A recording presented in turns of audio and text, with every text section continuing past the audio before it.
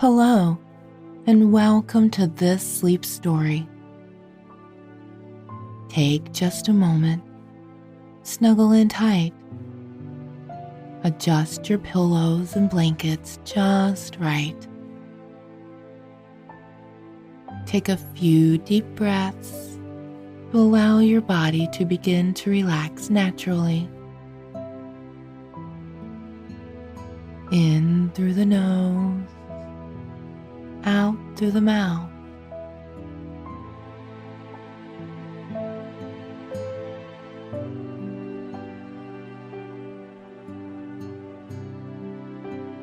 Return your breathing to normal as we take some time to enjoy the solitude at the most perfect cabin.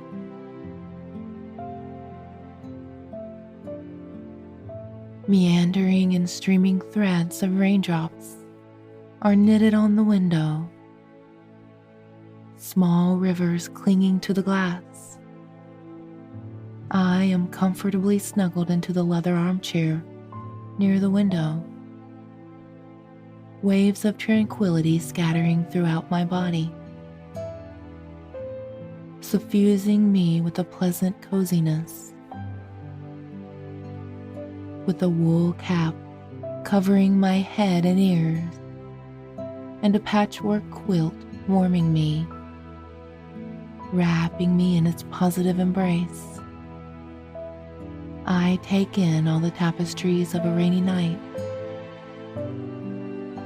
the radiant heat emanating from the fireplace, painting the cabin in a light, and warmth come from the slow, soft, and crackling combustion of thick logs, fragments of a tree disintegrating into black and white mingled ashes.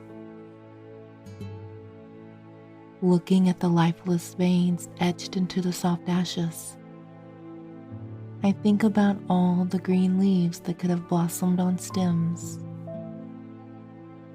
growing on trees from which came these logs, now slowly incinerating into oblivion. But this incineration, these cinders of once lovely trees, imparts a form of my life to my cabin. This little wooden house of solitude that otherwise would have been freezing cold and frosty to the very bones.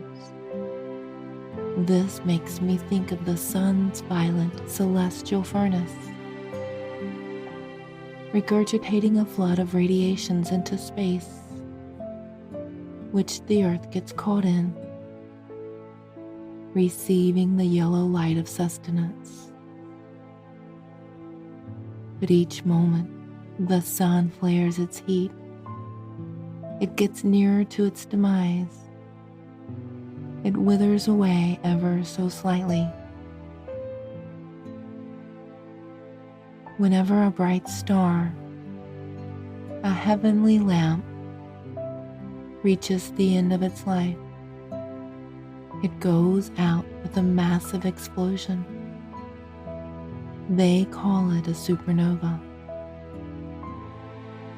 Mother Nature's most spectacular fireworks, a sort of cosmic festival. The dust and ashes of the dead star then scatter into cold, empty, and indifferent space. The dust and rubble drift away aimlessly and without a purpose. But there is a chance that chunks of this dust might come together by gravity's entrapment.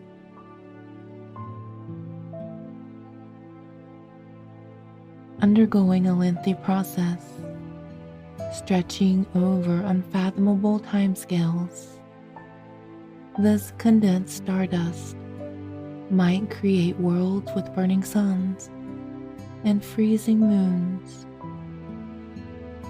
with intelligent creatures that love, hate, grieve, cheer, live, and eventually die as if they never existed. So stars died to create new worlds. Suns flare and wither to give life, and trees burn into ashes, just so cold cabins can be warmed for humans to live in.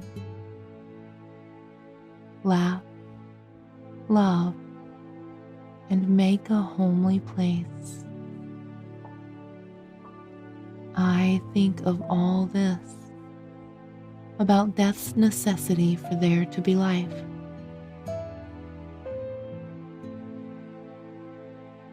I glance again outside the window. The leather squeaks as I shift into a more comfortable position.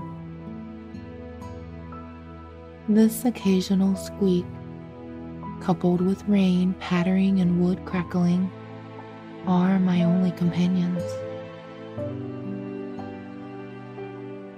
These sounds and the beautiful tableaus outside of the star-strewn sky, raindrops dripping and trickling from leaves, soft and buttery moonlight drenched in thick curtains of fog.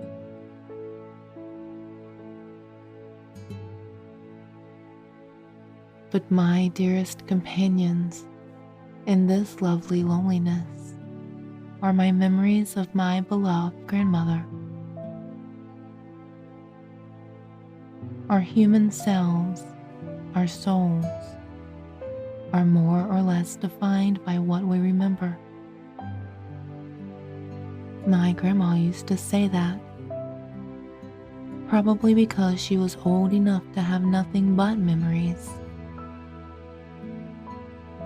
Today is one of those peculiar days when I really think a lot about her, recollecting my memories of her. Shadows flicker on the opposite wall, mimicking the fluttering flames in the grate.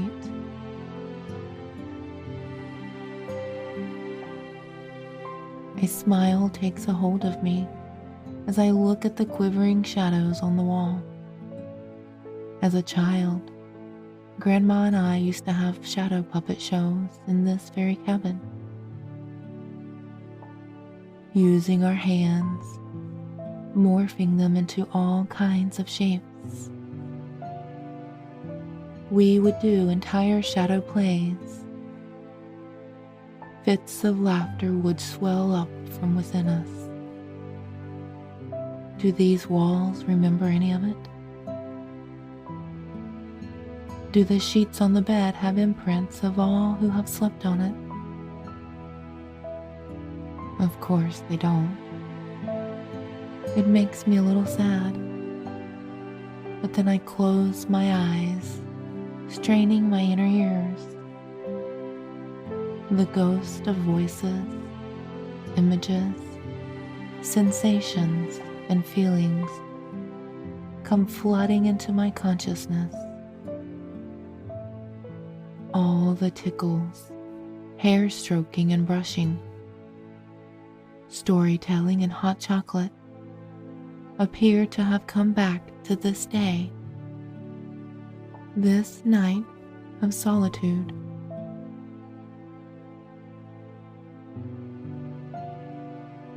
A few hours ago, Mom and Dad dropped me off on the unpaved driveway. They offered to stay with me, but only half-heartedly, because they knew well enough that I needed to be on my own.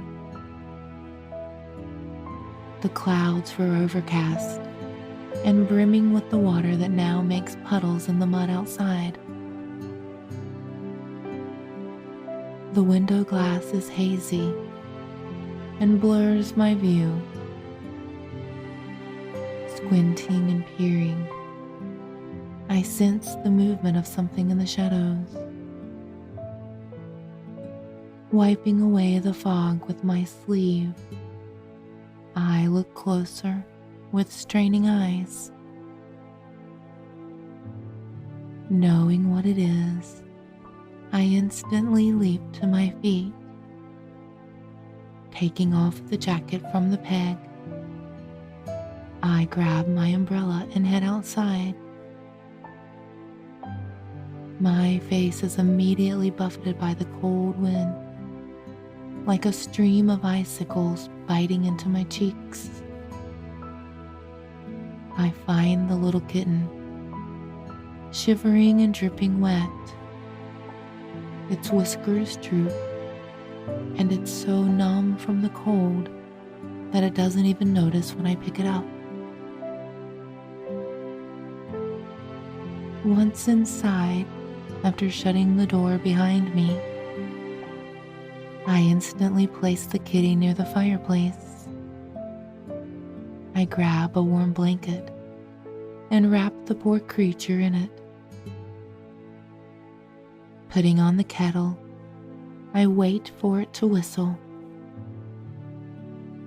The kitten slurps up the warm milk in the saucer as I mix hot chocolate into a cup of milk. After draining the cup, I feel a rush of lovely warmth spreading to every fragment of my being. Thanks, Grandma, I say under my breath before getting up. Removing the blanket, I take the kitten with me to bed, where we instantly snuggle under the sheets. The little ball of fur meows and purrs as it presses against me. I feel the softness of its fur against my cheek as a yawn escapes me and brings with it an enchanting sleep.